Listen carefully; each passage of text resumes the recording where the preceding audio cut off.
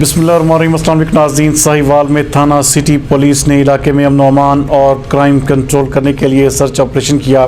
ہمارے نمائندہ خصوصی کاشف سعید کے مطابق district police officer Amir Taimur Buzdar کی ہدایت اور D S P city circle Muhammad Saleem Khan کی زیر نگرانی ایس ایچ او تھانہ سٹی مدثر غفار خان نے بھاری نفری کے ہمراہ ساہیوال کے مختلف علاقوں کے ہوٹلز اور دیگر مقامات پر امن و امان کی صورتحال برقرار رکھنے کے لیے یہ سرچ آپریشن کیا، جس میں لوگوں کو بائیو میٹرک سسٹم سے چیک کیا گیا، جبکہ اس کے علاوہ متعدد موٹر سائیکل سواروں اور مشکوک افراد کو بھی چیک کیا۔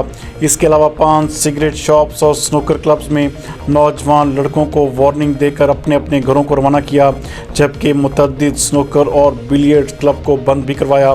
شہریوں کی جانب سے اس سرچ آپریشن کا شاندار الفاظ میں خیر مقدم کیا گیا ہے۔